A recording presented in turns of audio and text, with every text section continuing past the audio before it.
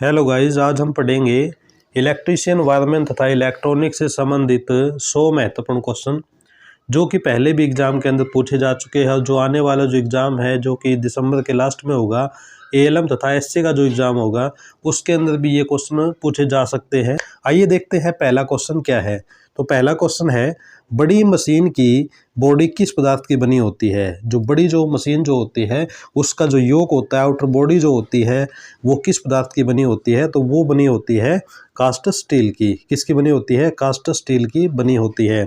आइए देखते हैं नेक्स्ट क्वेश्चन है, आर्क वेल्डिंग में कौन सा ट्रांसफार्मर इस्तेमाल किया जाता है।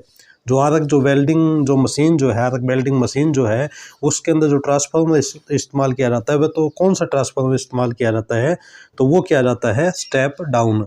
आर्क वेल्डिंग में स्टेप डाउन ट्रांसफार्मर का इस्तेमाल किया जाता है। नेक्स्ट क्वेश्चन है, किस डीसी मोटर की स्पीड स्थिर रहती है। किस डीसी मोटर की जो स्पीड है वो स्थिर रहती है, फ्लेक्सिबल नहीं होती, फ्लक्चुएट नहीं करती, एक ही समान रहती है। तो किस डीसी मोटर की स्पीड है वो स्थिर रहती है, तो वो है मोटर डीसी शंट मोटर। किसकी? डीसी शंट मोटर की जो स्पीड है वो लोड हो या ना हो कोई फर्क नहीं पड़ता, स्पीड स्थिर रहती है। आइए देखते हैं नेक्स्ट क्वेश्चन क्या है, एमएमएफ की इकाई क्या होती है। जो एमएमएफ है, मैग्नेटोमोटिव फोर्स जो है उसकी इकाई क्या होती है, तो उसकी इकाई होती है गिलबर्ट भी होती है और एम्पियर टर्न भी होती है। एग्जाम के अंदर गिलबर्ट भी पूछा जा चुका है। लगभग जो बच्चे हैं वो एम्पियर टर्न को याद करके जाते हैं, लेकिन गिलबर्ट भी ऑप्शन में होता है या फिर एम्पियर टर्न नहीं होता। तो गिलबर्ट और एम्पियर टर्न एमएमएफ की इकाई होती है, MF magnetomotive force. Next question क्या है, बड़ा महत्वपूर्ण है, इलेक्ट्रोप्लेटिंग के लिए कौन सा जनरेटर इस्तेमाल किया जाता है। जो इलेक्ट्रोप्लेटिंग जो होती है, इलेक्ट्रोप्लेटिंग पहली तो चीज़ ये है कि इलेक्ट्रोप्लेटिंग होती क्या है। क्या ये है कि इलेक्ट्रिसिटी की सहायता से एक धातु के ऊपर दूसरी धातु की परत को चढ़ाना क्या कहलाता है, इलेक्ट्रोप्लेटिंग कहलाता है। तो इसके अंदर कौन सा जनरेटर इस्तेमाल किया जाएगा, तो इसके अंदर जो जनरेटर इस्तेमाल किया जाएगा अंडर कंपाउंड जनरेटर। किसका इस्तेमाल होगा? अंडर कंपाउंड जनरेटर का इस्तेमाल होगा इलेक्ट्रोप्लेटिंग के कार्य में।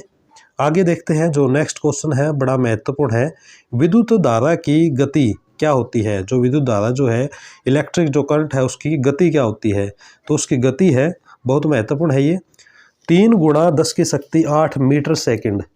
यदि 10 की शक्ति 8 आ जाए तो उसके आगे मीटर सेकंड होना चाहिए, और 10 की शक्ति 10 आ जाए, 3 गुणा 10 की शक्ति 10 आ जाए तो उसके आगे सेंटीमीटर पर सेकंड होना चाहिए।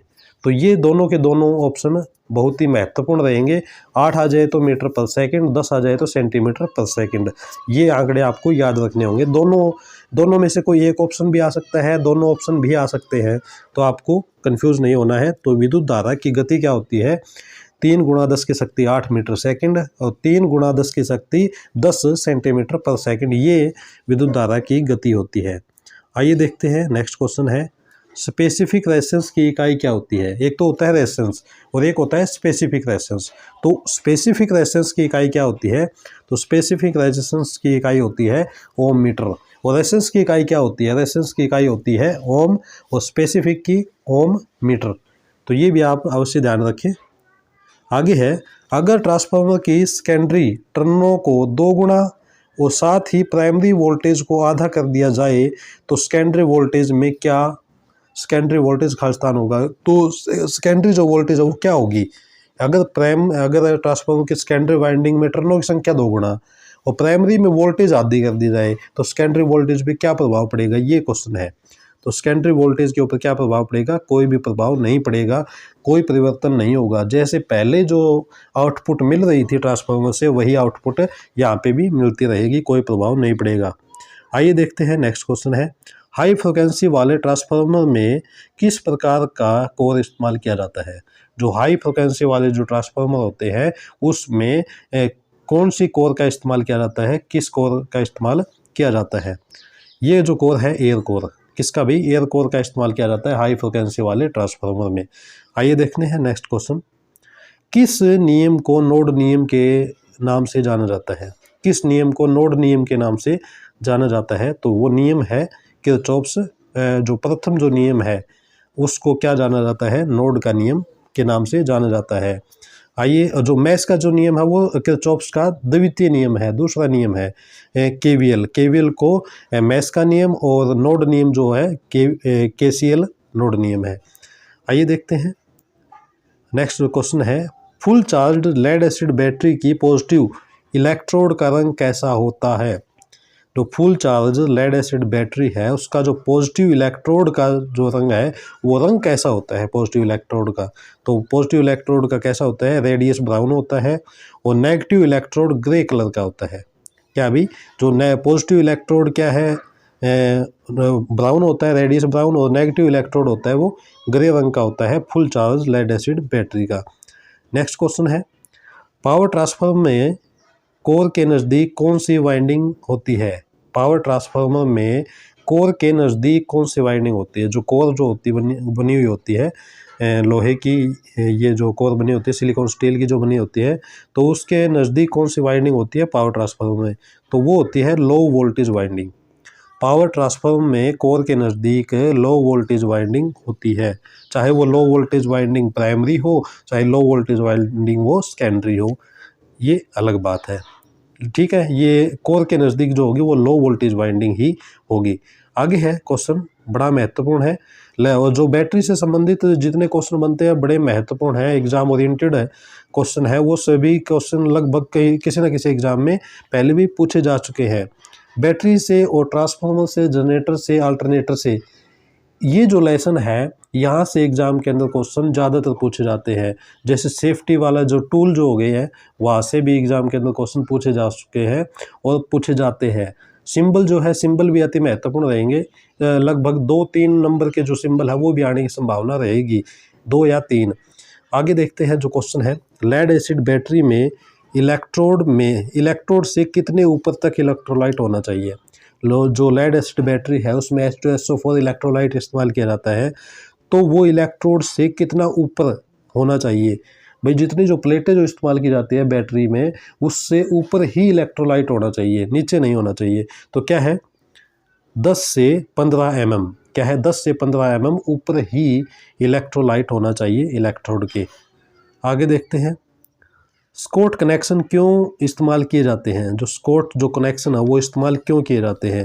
जो स्कॉट कनेक्शन है वो इस्तेमाल किए जाते हैं 3 फेज को 2 फेज में बदलने के लिए, 3 फेज को 2 फेज में बदलने के लिए स्कॉट कनेक्शन किए जाते हैं। आगे देखते हैं, लेड एसिड बैटरी में कितने प्रतिशत सल्फ्यूरिक एसिड का इस्तेमाल किया जाता है? लेड एसिड जो बैटरी है उसके अंदर सल्फ्यूरिक एसिड का इस्तेमाल कितने परसेंट सल्फ्यूरिक एसिड का इस्तेमाल किया जाता है? तो वो किया जाता है 27%। कितना? 27% लेड एसिड बैटरी में सल्फ्यूरिक एसिड का इस्तेमाल किया जाता है, H2SO4 का इस्तेमाल किया जाता है। आगे है, फुल लोड करंट की तुलना में ट्रांसफार्मर का नो लोड करंट कितना होता है? जैसे फुल लोड है उस टाइम पे करंट, और जब लोड नहीं है ट्रांसफार्मर पे उस टाइम पे करंट क्या होगा? तो क्या है कि फुल लोड करंट की तुलना में ट्रांसफार्मर का नो लोड करंट कितना होता है? तो नो लोड करंट जो होता है वो कम होता है 2 से 5%। कितना? 2 से 5% नो लोड कंडीशन में करंट होता है फुल लोड की तुलना में। जो नेक्स्ट क्वेश्चन है, आवेश और ऊर्जा संरक्षण के सिद्धांत पर कौन से नियम काम करते हैं? क्या है? आवेश और ऊर्जा संरक्षण, 2 नियम है, आवेश संरक्षण नियम, ऊर्जा संरक्षण नियम। इन सिद्धांत पे कौन सा नियम काम करता है? तो वो है किरचॉफ्स करंट लॉ और किरचॉफ्स वोल्टेज नियम। जो किरचॉफ्स के 2 नियम है, केवीएल और केसीएल, वे इस ऊर्जा संरक्षण और आवेश संरक्षण पे काम करते हैं। जो करंट नियम है वो आवेश संरक्षण नियम पे काम करेगा, और जो वोल्टेज जो नियम है केवीएल जो है वो ऊर्जा संरक्षण पे करेगा। किरचॉफ्स करंट लॉ आवेश पे और किरचॉफ्स वोल्टेज लॉ ऊर्जा संरक्षण पे काम करेगा। आइए देखते हैं नेक्स्ट क्वेश्चन, ट्रांसमिशन लाइन के अंत और सब स्टेशन के शुरू में, जो ट्रांसमिशन लाइन है उसका अंत होता हो और जहाँ पे सब स्टेशन की शुरुआत होती हो, तो वहाँ पे 3 फेज ट्रांसफार्मर के कनेक्शन किस प्रकार होते हैं? जो ट्रांसफार्मर के जो कनेक्शन वहाँ पे जो इस्तेमाल होगा ट्रांसमिशन लाइन के अंत में ट्रांसफार्मर इस्तेमाल होगा, और वो जो ट्रांसफार्मर होगा वो सब स्टेशन के शुरू में होगा। तो उसके कनेक्शन पूछ रहा है, तो उसमें कनेक्शन कौन से होंगे? Star delta. क्या भाई? स्टार डेल्टा जो कनेक्शन है वो इस्तेमाल होंगे।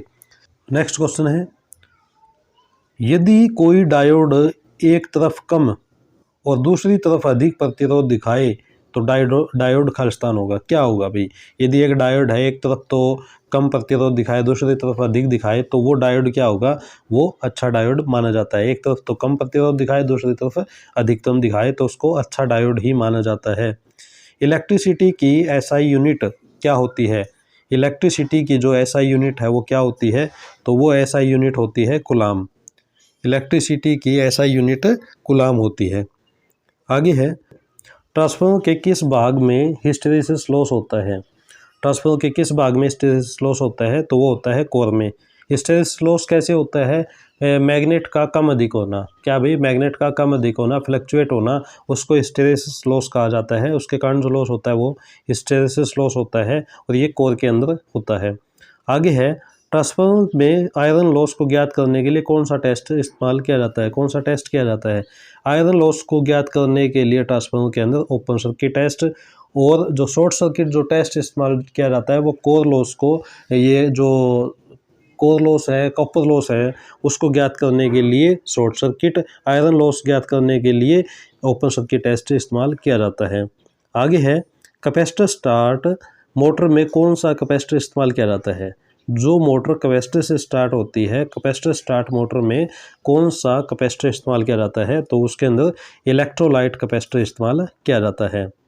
आगे है, डिस्ट्रीब्यूशन ट्रांसफार्मर के कनेक्शन किस प्रकार किए जाते हैं? डिस्ट्रीब्यूशन जो ट्रांसफार्मर है उसके कनेक्शन किस प्रकार किए जाते हैं? तो उसके कनेक्शन किए जाते हैं डेल्टा स्टार में।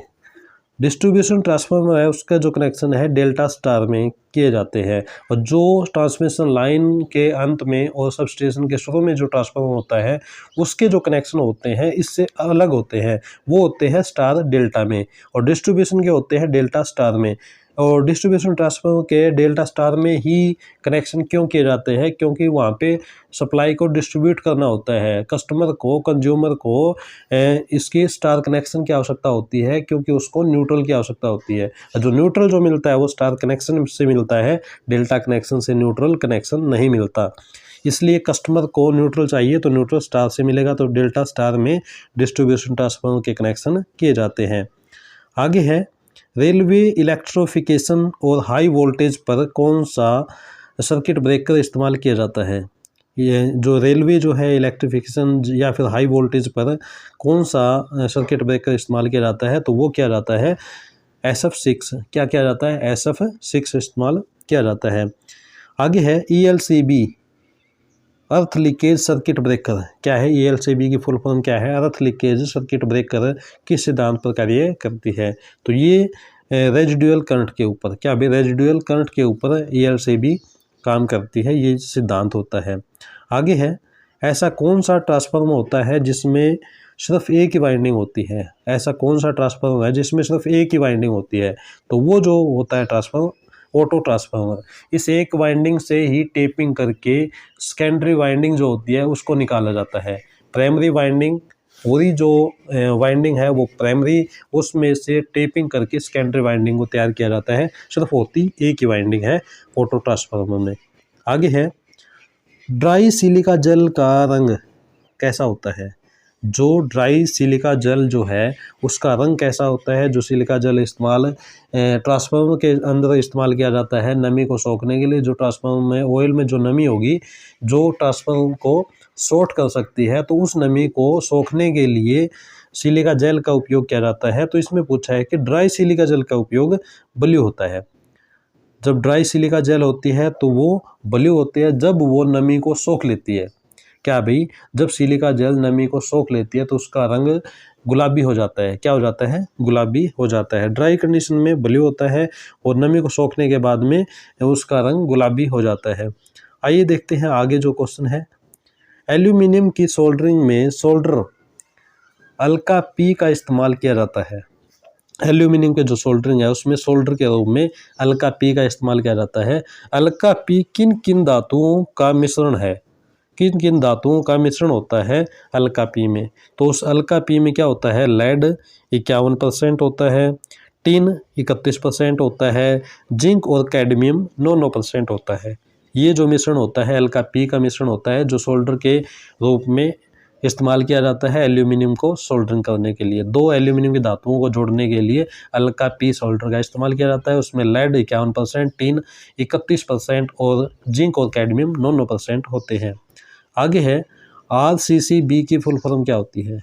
हमने MCB की फुल फॉर्म देखा है, मिनिएचर सर्किट ब्रेकर, और ELCB हमने देखा है जो अर्थ लीकेज सर्किट ब्रेकर, और RCCB भी होता है। तो इसकी जो फुल फॉर्म होती है वो होती है रेजिडुअल करंट सर्किट ब्रेकर। क्या होती है? Residual current circuit breaker RCCB की फुल फॉर्म होती है।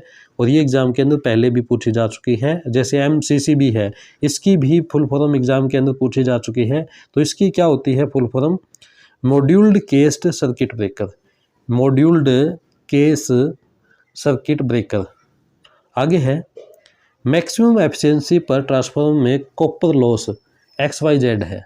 जो मैक्सिमम एफिशिएंसी हो ट्रांसफार्मर की, उस टाइम पे कॉपर लॉस यदि XYZ है, कोई भी यहाँ पे अंक आता है XYZ है, तो आयरन लॉस क्या होगा? तो उस कंडीशन में आयरन लॉस क्या होगा? तो आयरन लॉस भी XYZ ही होगा। आयरन लॉस और कॉपर लॉस दोनों इक्वल होते हैं मैक्सिमम एफिशिएंसी पर। ट्रांसफार्मर की मैक्सिमम एफिशिएंसी पर ये दोनों के दोनों लॉस इक्वल होते हैं, और ये दोनों के दोनों लॉस इक्वल होने चाहिए ताकि मैक्सिमम एफिशिएंसी ट्रांसफार्मर से मिल सके। ये क्वेश्चन है। ये जो क्वेश्चन है ये बड़ा महत्वपूर्ण है और एग्जाम के अंदर पूछा जा चुका है। मैक्सिमम एग्जामों के अंदर यही क्वेश्चन पूछा जाता है। आगे है एल्यूमिनियम का ज्वाइंट करने के लिए लेड और टीन के साथ और क्या इस्तेमाल किया जाता है? एल्यूमिनियम के जो ज्वाइंट किए जाते हैं, दो धातुओं को जोड़ा जाता है एल्यूमिनियम की, तो उनके साथ में लेड और टीन तो इस्तेमाल होता है, लेकिन उसके अलावा क्या इस्तेमाल होता है? और तो उसके अलावा 2% जिंक इस्तेमाल किया जाता है। कितना? 2% जिंक का इस्तेमाल किया जाता है। आगे है PCB। क्या भाई? PCB के लिए कौन सा सोल्डरिंग मेथड इस्तेमाल किया जाता है? PCB के लिए कौन सा सोल्डरिंग मेथड इस्तेमाल किया जाता है? और PCB की फुल फॉर्म भी एग्जाम के अंदर पूछ ली जाती है। क्या है? प्रिंटेड सर्किट बोर्ड होता है PCB की फुल फॉर्म। और इसके अंदर कौन सा सोल्डरिंग मेथड इस्तेमाल किया जाता है? तो वो है डीप सोल्डरिंग मेथड। क्या है भाई? डीप सोल्डरिंग मेथड PCB में इस्तेमाल किया जाता है प्रिंटेड सर्किट बोर्ड में। आगे है सोल्डरिंग आयरन की बिट किस धातु की बनी होती है? जो सोल्डरिंग जो आयरन है उसकी बिट किस धातु की बनी होती है? जो सोल्डरिंग आयरन क्या होता है? ऐसा साधन जो दो धातुओं को जोड़ने के लिए इस्तेमाल किया जाता है, उस साधन को क्या बोलते हैं? सोल्डरिंग आयरन बोलते हैं। और जो तीसरी दो धातु को जोड़ने के लिए तीसरी धातु का इस्तेमाल किया जाता है, उसको सोल्डर कहा जाता है। और जब दो धातुओं को तीसरी धातु के साथ जोड़ने, दो धातुओं को तीसरी धातु की सहायता से जोड़ने की प्रक्रिया को सोल्डरिंग कहा जाता है। उसको क्या कहा जाता है? सोल्डरिंग कहा जाता है। तो सोल्डरिंग आयरन की बिट किस धातु की बनी होती है? तो वो बनी होती है कॉपर की। किसकी बनी होती है? कॉपर की बनी होती है। इलेक्ट्रिक ट्रैक्शन मोटर को कौन सी सप्लाई से चलाया जाता है? जो इलेक्ट्रिक ट्रैक्शन जो मोटरें जो होती है उसको कौन सी सप्लाई से चलाया जाता है? तो उसको DC सप्लाई से चलाया जाता है। सीधी सी बात यह है कि इलेक्ट्रिक ट्रैक्शन के कार्यों में DC सप्लाई का इस्तेमाल किया जाता है। आगे है DC को AC में बदलने के लिए उपयोग किया जाता है। DC को AC में बदलना है तो DC को AC में बदलने के लिए इन्वर्टर इस्तेमाल किया जाता है। DC को AC में बदलना हो तो इन्वर्टर, और AC को DC में बदलना हो तो कन्वर्टर या फिर रेक्टिफायर। AC को DC में बदलना हो तो रेक्टिफायर या कन्वर्टर, और DC को AC में बदलना हो तो इन्वर्टर। ये आप अवश्य ध्यान करें। कन्वर्ट करना हो तो AC से DC, इन्वर्ट करना हो तो DC से AC, और रेक्टिफायर भी AC to DC बदलने के लिए इस्तेमाल किया जाता है। MG सेट में कौन सी AC मोटर इस्तेमाल की जाती है? जो MG सेट है, मोटर जनरेटर सेट है, तो उसमें कौन सी AC मोटर इस्तेमाल की जाती है? तो उसमें स्क्विरल केज इंडक्शन मोटर इस्तेमाल की जाती है जो कि सिंगल फेज होती है। स्क्विरल केज इंडक्शन मोटर इस्तेमाल की जाती है MG सेट में AC मोटर के तौर पे, और जो ये सिंगल फेज AC मोटर होती है। आगे है घरेलू फूड मिक्सचर टेबल फैन में कौन सी मोटर इस्तेमाल की जाती है? जो घरेलू मिक्सचर है, टेबल फैन जो है, उसके अंदर कौन सी मोटर इस्तेमाल की जाती है? तो उसके अंदर AC यूनिवर्सल मोटर इस्तेमाल की जाती है। और जो यूनिवर्सल मोटर है इसको AC और DC दोनों से चलाया जा सकता है। AC से भी और DC से भी। यूनिवर्सल मोटर को AC DC दोनों से चलाया जाता है, लेकिन मिक्सचर और जो टेबल फैन जो है उसमें AC यूनिवर्सल मोटर इस्तेमाल की जाती है। डिस्ट्रीब्यूशन ट्रांसफार्मर की सेकेंडरी वाइंडिंग स्टार कनेक्टेड क्यों होती है? जैसे पहले भी मैंने जिक्र किया, अब ये क्वेश्चन भी आ गया है कि डिस्ट्रीब्यूशन ट्रांसफार्मर की सेकेंडरी वाइंडिंग स्टार कनेक्टेड होती है। क्यों होती है भाई स्टार कनेक्टेड? ताकि जो कस्टमर है उसको न्यूट्रल मिल सके। क्या भाई? न्यूट्रल कनेक्शन के लिए इस्तेमाल की जाती है। SMD, क्या भाई SMD की फुल फॉर्म क्या होती है? SMD की जो फुल फॉर्म है वो क्या होती है? Surface mount device. क्या होती है? Surface mount device. मैगर और अर्थ टेस्टर में कंट्रोलिंग टॉर्क किसके द्वारा उत्पन्न किया जाता है? मैगर और अर्थ टेस्टर में कंट्रोलिंग टॉर्क जो होता है वो क्यों किसके द्वारा इस्तेमाल किया जाता है? कंट्रोलिंग टॉर्क तो कॉइल के द्वारा इस्तेमाल किया जाता है। और कंट्रोलिंग टॉर्क क्यों इस्तेमाल किया जाता है? जो डैम्पिंग जो होती है, मिनिमम से मैक्सिमम की तरफ जो नीडल जाएगी उसको कंट्रोल करने के लिए कंट्रोलिंग टॉर्क की आवश्यकता होती है। और जो कंट्रोलिंग टॉर्क इस्तेमाल किया जाता है किसके द्वारा? कॉइल के द्वारा, मैगर और अर्थ टेस्टर में। कंट्रोलिंग टॉर्क किसके द्वारा दिया जाता है? कॉइल के द्वारा दिया जाता है। और जब कंट्रोलिंग टॉर्क और ये डिफ्लेक्टिंग टॉर्क है ये लगेगा तो किसी नंबर पे फ्लक्चुएट करती रहेगी नीडल, किसी नंबर पे फ्लक्चुएट करती रहेगी, तो उसको फिक्स करने के लिए डैम्पिंग टॉर्क का इस्तेमाल किया जाता है। डिफ्लेक्टिंग टॉर्क और कंट्रोलिंग टॉर्क को फिक्स करने के लिए, नीडल को फिक्स करने के लिए डैम्पिंग टॉर्क का इस्तेमाल किया जाता है। नेक्स्ट क्वेश्चन है, single phase power factor metre में सीसी और पीसी कितनी होती है? जो सीसी है करंट कॉइल, पीसी है पोटेंशियल कॉइल, ये कितनी होती है? तो ये होती है सीसी एक कॉइल होती है और पीसी दो कॉइल होती है पावर फैक्टर मीटर में। और जो सीसी कॉइल है वह मोटे तार की कम टर्नों की होती है, पीसी जो होती है वो पतले तार की अधिक टर्नों की इस्तेमाल की जाती है। आगे है, पोर्टेबल इंस्ट्रूमेंट में कंट्रोलिंग टॉर्क किसके द्वारा उत्पन्न किया जाता है? पोर्टेबल जो इंस्ट्रूमेंट है उसके अंदर कंट्रोलिंग टॉर्क जो है वो किसके द्वारा उत्पन्न किया जाता है? तो वो उत्पन्न किया जाता है स्प्रिंग के द्वारा। किसके द्वारा? स्प्रिंग के द्वारा इस्तेमाल किए जाते हैं। और जो फिक्स जो इंस्ट्रूमेंट जो होते हैं, पोर्टेबल नहीं फिक्स, और फिक्स के अंदर ग्रेविटी के द्वारा टॉर्क इस्तेमाल किया जाता है, ग्रेविटी कंट्रोलिंग टॉर्क इस्तेमाल किया जाता है। जो फिक्स होते हैं, जो पोर्टेबल होते हैं उसके में स्प्रिंग के द्वारा कंट्रोलिंग टॉर्क इस्तेमाल किया जाता है। आगे है, AC जनरेटर में हंटिंग फॉल्ट को दूर करने के लिए कौन सी वाइंडिंग इस्तेमाल की जाती है? AC जनरेटर में हंटिंग दोष जो होता है उसको दूर करने के लिए कौन सी वाइंडिंग इस्तेमाल की जाती है? तो उसमें डैम्पर वाइंडिंग इस्तेमाल की जाती है। HD, इसको क्या पढ़ो आप? HD, H का मतलब हो गया हंटिंग और D का मतलब हो गया डैम्पर वाइंडिंग। तो हंटिंग फॉल्ट को दूर करने के लिए डैम्पर वाइंडिंग का इस्तेमाल किया जाता है। जो ये डैम्पर वाइंडिंग है ये मुख्य वाइंडिंग के सीरीज में जुड़ी हुई रहती है। आगे है, कॉपर लॉसेज कहाँ होते हैं? जो कॉपर जो लॉसेज है वो कहाँ पे होते हैं? कॉपर लॉसेज होते हैं कॉइल में। कॉपर लॉसेज किस में होते हैं? कॉइल के अंदर होते हैं। और जो कोर लॉसेज होते हैं वो कोर के अंदर होते हैं। और कोर लॉसेज को आयरन लॉसेज भी कहा जाता है जो कि कोर में होंगे। और ये जो कॉपर लॉसेज है वो कॉइल के अंदर होते हैं। आगे है, सैलिएंट पोल रोटर कितने RPM पर रोटेट करता है? जो सैलिएंट पोल जो रोटर है वो कितने RPM पर रोटेट करता है? तो वो 375 से लेकर के 1000 RPM पर रोटेट करता है सैलिएंट पोल रोटर। और इसमें क्या है कि दो रोटर इस्तेमाल किए जाते हैं अल्टरनेटर में, सैलिएंट पोल रोटर और सिलेंड्रिकल रोटर। सिलेंड्रिकल रोटर और salient pole rotor. Salient pole rotor जो होता है वह लंबाई में कम और उसका जो क्रॉस सेक्शन एरिया होता है वो ज़्यादा होता है। और जो सिलेंड्रिकल जो रोटर होता है उसकी लंबाई ज़्यादा होती है, क्रॉस सेक्शन एरिया कम होता है। और जो ये जो सैलिएंट पोल रोटर है उसकी स्पीड कम होती है। क्या होती है? इसकी स्पीड क्या होती है? कम होती है। और जो सिलेंड्रिकल जो होता है वो उसकी स्पीड ज़्यादा होती है, वह शोर भी ज़्यादा नहीं करता। सिलेंड्रिकल पोल जो रोटर जो होता है, सैलिएंट ज़्यादा शोर भी करता है, कम इस्तेमाल किया जाता है। आगे है, जटिल सर्किट में बहने वाली करंट तथा वोल्टेज ज्ञात करने के लिए किस नियम का उपयोग किया जाता है? जो जटिल सर्किट है उसके अंदर करंट या वोल्टेज है उनको ज्ञात करने के लिए किस नियम का इस्तेमाल किया जाता है? तो वो नियम जो होता है वो नियम होता है किरचॉफ्स के जो नियम है KVL और KCL। जो किरचॉफ के नियम है वो जटिल सर्किट में करंट और वोल्टेज को ज्ञात करने के लिए इस्तेमाल किया जाता है। KCL करंट को ज्ञात करने के लिए इस्तेमाल किया जाता है। KVL इस्तेमाल किया जाता है वोल्टेज को ज्ञात करने के लिए। आगे है इंसुलेशन टेस्टर और अर्थ टेस्टर द्वारा प्रतिरोध मापने के लिए किस सप्लाई का इस्तेमाल किया जाता है। इंसुलेशन टेस्टर और अर्थ टेस्टर द्वारा प्रतिरोध मापने के लिए किस सप्लाई का इस्तेमाल किया जाता है, तो वो सप्लाई है डीसी और एसी। इंसुलेशन टेस्टर में डीसी इस्तेमाल की जाती है और अर्थ टेस्टर में एसी इस्तेमाल की जाती है। ये क्वेश्चन है। इंसुलेशन टेस्टर में डीसी इस्तेमाल होगी और अर्थ टेस्टर में एसी इस्तेमाल की जाती है।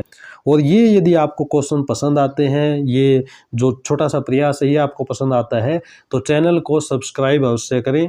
यदि आप चैनल पे पहली बार आए हैं तो बेल आइकन को भी अवश्य क्लिक करें, ताकि आने वाले समय में जो ऐसी ही वीडियो आपको दोबारा से मिले, आपको नोटिफिकेशन मिले, इसलिए आप बेल को भी अवश्य क्लिक करें। आइए देखते हैं जो नेक्स्ट क्वेश्चन है। आर्मेचर का प्रतिरोध किसके द्वारा मापा जाता है। क्या अभी आर्मेचर का जो प्रतिरोध है किसके द्वारा मापा जाता है, तो वो मापा जाता है केल्विन ब्रिज द्वारा। किसके द्वारा भाई? केल्विन ब्रिज द्वारा। जो कम प्रतिरोध होता है ना उसको केल्विन ब्रिज के द्वारा मापा जाता है, जो अधिक प्रतिरोध होता है उसको मैगर के द्वारा मापा जाता है। तो आर्मेचर का प्रतिरोध क्या है?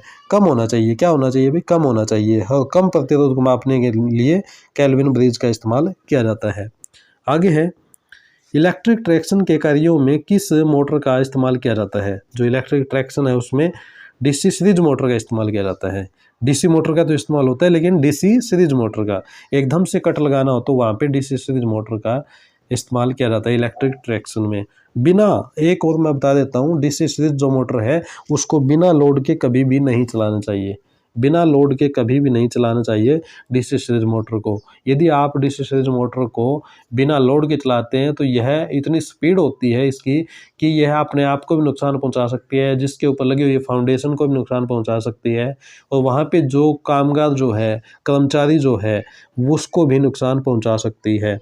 इसलिए डीसी सीरीज मोटर को बिना लोड के कभी भी नहीं चलाना चाहिए। इलेक्ट्रिक ट्रैक्शन में डीसी सीरीज मोटर इस्तेमाल की जाती है। आगे है ट्रांसफार्मर के ऑयल की नमी जांचने के लिए कौन सा टेस्ट किया जाता है। जो ट्रांसफार्मर है उसकी ऑयल की जो नमी है उसको टेस्ट करने के लिए, जांचने के लिए नमी है या नहीं है, तो उसके लिए कौन सा टेस्ट इस्तेमाल किया जाता है, तो उसके लिए टेस्ट किया जाता है क्रैकल टेस्ट। क्या किया जाता है? क्रैकल टेस्ट इस्तेमाल किया जाता है। आगे है इंसुलेटर की स्ट्रेंथ को ज्ञात करने के लिए कौन सा टेस्ट किया जाता है। जो इंसुलेटर है उसकी स्ट्रेंथ क्या है उसको ज्ञात करने के लिए कौन सा टेस्ट किया जाता है, तो उसके लिए इम्पल्स टेस्ट किया जाता है। इंडक्शन मोटर की स्लिप का मान कितना होता है। इंडक्शन मोटर की जो स्लिप है उसका मान कितना होता है? 2 से 5%। स्लिप का मान कितना होता है? 2 से 5% होता है। आगे है डबल केज रोटर में इनर केज, जो डबल केज जो होता है उसमें 2 केज होते हैं। तो 2 केज क्या है? एक तो इनर केज और एक आउटर केज है। तो इनर केज के बारे में क्या है और आउटर केज के बारे में क्या बात है, तो वो देखते हैं। जो इनर केज होता है उसका लो रेजिस्टेंस होता है। जो इनर जो केज है उसका लो रेजिस्टेंस होता है और कॉपर की बनी होती है, और जो आउटर केज है उसका रेजिस्टेंस हाई होता है जो पित्तल की बनी होती है। इसलिए ये जो केज जो बनाए जाते हैं ये लो रेजिस्टेंस और हाई रेजिस्टेंस के लिए बनाए जाते हैं। जो इनर केज है वो कॉपर का और जो आउटर केज है वो पित्तल का बनाया जाता है। आगे है करंट डेंसिटी की इकाई क्या होती है। क्या है कि करंट डेंसिटी की इकाई क्या होती है? हम करंट की इकाई पढ़ करके जाते हैं कि एम्पियर होती है, और लेकिन एग्जाम के अंदर पूछ ले जाए करंट डेंसिटी की इकाई क्या होती है, तो करंट डेंसिटी की इकाई होती है एम्पियर पर mm स्क्वायर। क्या होती है? Ampere per mm square current density की इकाई होती है। आगे है 4 पोल मोटर। क्या भाई? 4 पोल मोटर वाइंडिंग कितने इलेक्ट्रिक डिग्री पर होती है। जो 4 पोल मोटर वाइंडिंग है वो कितने इलेक्ट्रिकल डिग्री पर होगी, तो वो होगी जैसे 4 पोल है ना, तो उसको किससे 180 से गुणा कर दो। आप कितना कर दो? 180 से गुणा कर दो, तो कितना आ गया? 720। कितना भाई? 720 इलेक्ट्रिकल डिग्री पे हो जाएगी। आगे क्या है? किसी मोटर में कॉइल के साथ साथ कम्यूटेटर कनेक्शन भी क्लॉकवाइज हो। क्या है भाई? कॉइल के साथ साथ कॉइल के जो कनेक्शन है वो भी क्लॉकवाइज है, और जो कम्यूटेटर के कनेक्शन है वो भी क्या है?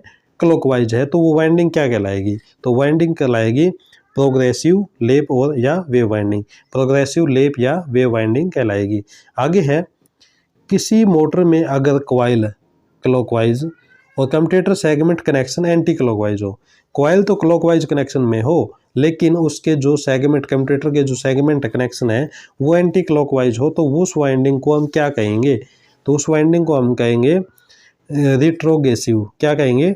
रिट्रोगेसिव लैप वाइंडिंग या फिर वेव वाइंडिंग उसको कहेंगे। आगे है, पावर सर्किट में एल्यूमिनियम का साइज कम से कम कितना होना चाहिए? जो पावर सर्किट है उसके अंदर एल्यूमिनियम का जो साइज है वो कम से कम कितना होना चाहिए? 2.5 mm स्क्वायर, क्या होना चाहिए वो? 2.5 mm स्क्वायर होना चाहिए। आगे है, पावर सर्किट में कॉपर का साइज कम से कम कितना होना चाहिए? क्या अभी उसके अंदर क्या था? एल्यूमिनियम का साइज 2.5 mm स्क्वायर और कॉपर का साइज क्या होना चाहिए? 1.5 mm स्क्वायर, क्या होना चाहिए? 1.5 mm स्क्वायर होना चाहिए।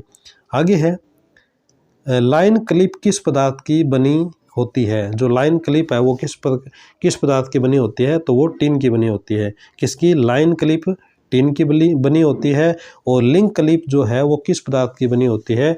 लिंक क्लिप जो है वो पीतल की बनी होती है। आगे है, लाइन सर्किट में कॉपर या एल्यूमिनियम का साइज कम से कम कितना होना चाहिए? लाइट सर्किट में एक तो होती है पावर सर्किट, एक होती है लाइट सर्किट। तो लाइट सर्किट में कॉपर या एल्यूमिनियम का साइज कम से कम कितना होना चाहिए? तो ये 1 mm होना चाहिए। क्या होना चाहिए? 1 mm स्क्वायर होना चाहिए लाइट सर्किट में कॉपर या एल्यूमिनियम का साइज।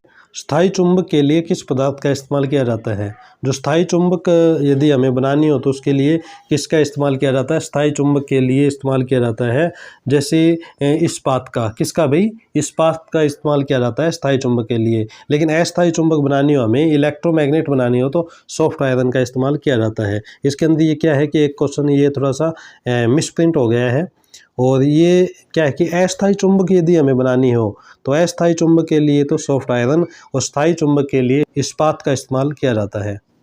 बहुमंजिला इमारत में कौन सी वायरिंग की जाती है? जो बहुमंजिला इमारत जो है उसके अंदर कौन सी वायरिंग इस्तेमाल की जाती है? तो उसके लिए ट्री सिस्टम वायरिंग इस्तेमाल की जाती है। आगे है, इंडियन इलेक्ट्रिसिटी रूल के मुताबिक वायरिंग इंस्टॉलेशन में लीकेज करंट कितने से अधिक नहीं होना चाहिए? इंडियन इलेक्ट्रिसिटी रूल के मुताबिक वायरिंग इंस्टॉलेशन में लीकेज करंट कितने से अधिक नहीं होना चाहिए?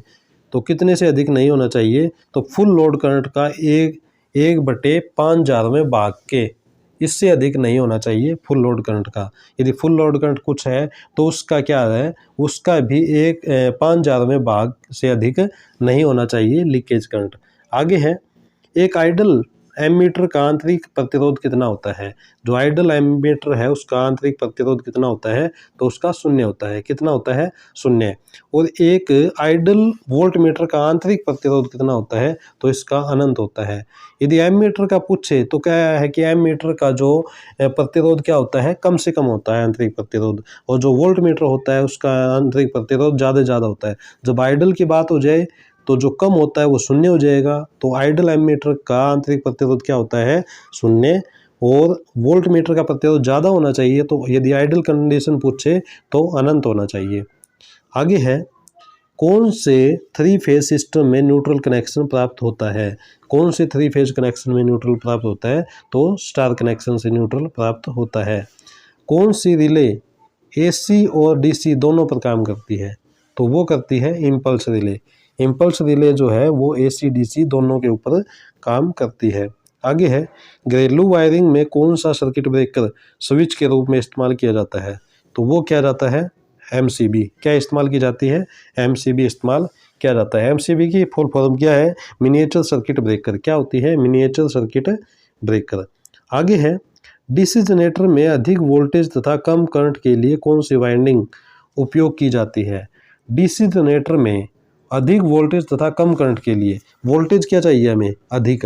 तो अधिक वोल्टेज के लिए वेव वाइंडिंग और कम वोल्टेज के लिए लैप वाइंडिंग इस्तेमाल की जाती है। जहाँ पे वोल्टेज अधिक है तो करंट कम होगा, जहाँ पे करंट कम है तो वहाँ पे वोल्टेज अधिक होगी। वेव वाइंडिंग में वे आने लग रहे हैं तो वहाँ पे वेव वाइंडिंग में वोल्टेज अधिक होगी, लैप वाइंडिंग में वोल्टेज कम होगी। अधिक वोल्टेज कम करंट के लिए वेव वाइंडिंग और कम वोल्टेज अधिक करंट के लिए लैप वाइंडिंग इस्तेमाल की जाती है। आगे है बैटरी की कैपेसिटी किस में व्यक्त की जाती है, तो वो की जाती है AH में, एम्पियर आवर में। किस में भाई? एम्पियर आवर में व्यक्त की जाती है। किस फॉल्ट में बैटरी की प्लेटें टेढ़ी हो जाती है, तो वो होती है बकलिंग में। किस में भाई? बकलिंग के अंदर जो प्लेटों का जो प्लेट जो है बैटरी की वो टेढ़ी हो जाती है बकलिंग फॉल्ट में। आगे है लेड एसिड बैटरी की नेगेटिव प्लेट किस पदार्थ की बनी होती है, वो जो बनी होती है स्पॉन्जी लेड की। किसकी भाई? नेगेटिव प्लेट स्पॉन्जी लेड की, और पॉजिटिव प्लेट जो होती है लेड पर ऑक्साइड की। किसकी भाई? लेड पर ऑक्साइड की बनी होती है पॉजिटिव प्लेट, नेगेटिव प्लेट बनी होती है स्पॉन्जी लेड की। आगे है ड्राई सेल में पॉजिटिव इलेक्ट्रोड के तौर पे क्या इस्तेमाल होता है? ड्राई सेल में जो पॉजिटिव इलेक्ट्रोड के तौर पे क्या इस्तेमाल होता है? कार्बन इस्तेमाल होता है। आगे है AWG की फुल फॉर्म क्या होती है, तो AWG की फुल फॉर्म होती है अमेरिकन वायर गेज, और जो SWG की फुल फॉर्म होती है स्टैंडर्ड वायर गेज। क्या होती है? Standard wire gauge. आगे है शुद्ध सेमीकंडक्टर को अन्य किस नाम से जाना जाता है? जो शुद्ध सेमीकंडक्टर उसको नेंज सेमीकंडक्टर के नाम से जाना जाता है। नेक्स्ट क्वेश्चन है N टाइप सेमीकंडक्टर में कौन सी अशुद्धियाँ मिलाई जाती है? N टाइप में कौन सी अशुद्धियाँ मिलाई जाती है, तो वो मिलाई जाती है पंचसंयोजी अशुद्धियाँ मिलाई जाती है, जिसे डोनर अशुद्धि के नाम से भी जाना जाता है। और N टाइप सेमीकंडक्टर के अंदर arsenic, phosphorus, nitrogen, antimony, bismuth ये इस्तेमाल किए जाते हैं अशुद्धियों के रूप में। आगे है P टाइप सेमीकंडक्टर में कौन सी अशुद्धियाँ मिलाई जाती है? जो P टाइप होती है उसको क्या कहते हैं? ट्राइवेलेंट। क्या कहते हैं? ट्राइवेलेंट त्रिकस संयोजी अशुद्धियाँ मिलाई जाती है इसके अंदर, और इसको एक्सेप्टर कहा जाता है, ग्राही कहा जाता है। और इसके अंदर क्या है? Aluminium, boron, gallium, indium, thallium ये अशुद्धियाँ P टाइप सेमीकंडक्टर के अंदर मिलाई जाती है। त्रिसंयोजी होता है, ट्राइवेलेंट होता है, एक्सेप्टर होता है P टाइप सेमीकंडक्टर। आगे है वोल्टेज की अधिकता के कारण ट्रांसमिशन लाइन में होने वाले कोरोना इफेक्ट में कौन सा प्रकाश उत्पन्न होता है, तो उसके अंदर बैंगनी प्रकाश उत्पन्न होता है कोरोना इफेक्ट में। आगे है ये जो कोरोना इफेक्ट होता है यह हाई वोल्टेज के कारण उत्पन्न होता है। आगे है किसी चालक की सतह से विद्युत धारा के प्रवाह होने की घटना को क्या कहा जाता है? यदि कोई चालक है, क्या अभी चालक है, चालक की सतह के ऊपर करंट दौड़ता है, बीच से करंट नहीं दौड़ता। कंडक्टर के जो चालक जो है उसकी सतह के ऊपर से करंट का दौड़ना, इस घटना को क्या कहा जाता है? इसको कहा जाता है इलेक्ट्रिक स्किन इफेक्ट। क्या कहा जाता है? इलेक्ट्रिक स्किन इफेक्ट कहा जाता है। आगे है DC सर्किट में इलेक्ट्रिक स्किन इफेक्ट कितना होता है? DC सर्किट में क्या होता है? इलेक्ट्रिक जो स्किन इफेक्ट होता है DC सर्किट में वो 0 होता है। DC के अंदर स्किन इफेक्ट नहीं होता, कहने का मतलब ये है। आगे है किस सेमीकंडक्टर में होल की अधिकता होती है? जो होल की अधिकता होती है P टाइप सेमीकंडक्टर में। P टाइप सेमीकंडक्टर में होल अधिक होते हैं, इलेक्ट्रॉन कम होते हैं। और जो N टाइप सेमीकंडक्टर जो है, आगे है किस सेमीकंडक्टर में इलेक्ट्रॉन अधिक होते हैं? जो इलेक्ट्रॉन ज़्यादा होते हैं वो N टाइप में होते हैं, होल्स कम होते हैं। और जो P टाइप में होल्स ज़्यादा होते हैं, इलेक्ट्रॉन कम होते हैं। ये एक दूसरे का उल्टा है। आगे है ऊष्मा और प्रकाश दोनों प्राप्त करने के लिए कौन सा लैंप इस्तेमाल किया जाता है? ऊष्मा और प्रकाश दोनों प्राप्त करने के लिए कौन सा लैंप इस्तेमाल किया जाता है? तो कौन सा किया जाता है? इनकैंडिसेंट लैंप इस्तेमाल किया जाता है। आगे है CFL की फुल फॉर्म क्या होती है? जो CFL है उसकी फुल फॉर्म क्या है? Compact fluorescent lamp. क्या होती है? कम्पैक्ट फ्लोरोसेंट लैंप होती है। आगे है 3 फेज इंडक्शन मोटर में ब्लॉक रोटर टेस्ट क्यों किया जाता है? तो ब्लॉक रोटर टेस्ट क्यों किया जाता है? कॉपर लॉस को ज्ञात करने के लिए किया जाता है block rotor test induction motor में, 3 फेज इंडक्शन मोटर में। आगे है बैलेंस लोड के कौन सी वाट मीटर इस्तेमाल की जाती है? जो बैलेंस लोड है उसके अंदर कौन सी वाट मीटर विधि इस्तेमाल की जाती है? तो उसके लिए सिंगल वाट मीटर विधि इस्तेमाल की जाती है।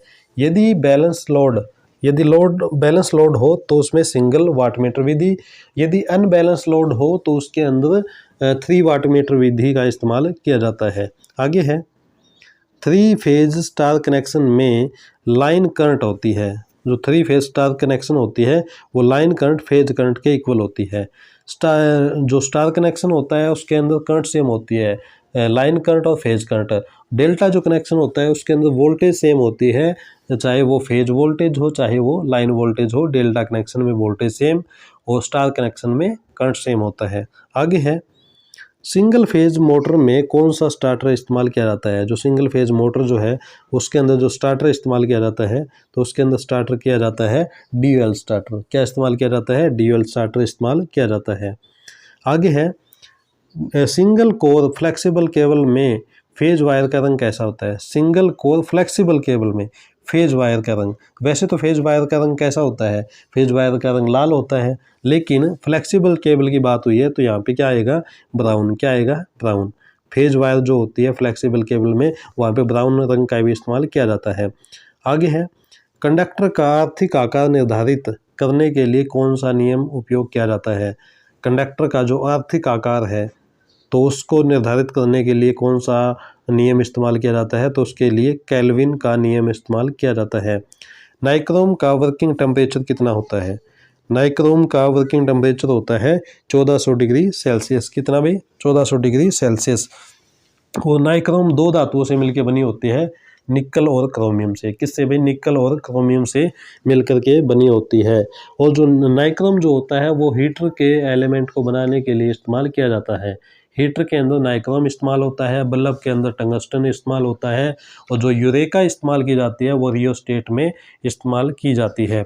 आइए देखते हैं नेक्स्ट क्वेश्चन क्या है। ACSR कंडक्टर में स्टील वायर का इस्तेमाल क्यों किया जाता है? ACSR कंडक्टर में स्टील वायर का इस्तेमाल क्यों किया जाता है? Mechanical strength. क्या भाई? मैकेनिकल स्ट्रेंथ प्राप्त करने के लिए ACSR कंडक्टर में स्टील वायर का इस्तेमाल किया जाता है। और ACSR की फुल फॉर्म भी एग्जाम के अंदर पूछ ली जाती है, एल्यूमिनियम कंडक्टर स्टील रेनफोर्स्ड। क्या भाई? Aluminium conductor steel reinforced ACSR conductor की फुल फॉर्म है। आगे है, महो किसकी इकाई है? महो किसकी इकाई है? तो महो है चालकता की। और इसका ओम, क्या भी? महो का क्या है? इसको पलट दो तो इसको क्या बनेगा? ओम। ओम किसकी? रेजिस्टेंस की इकाई है। ओम किसकी इकाई है? रेजिस्टेंस की इकाई है। महो किसकी है? चालकता की इकाई है। और चालकता को किससे?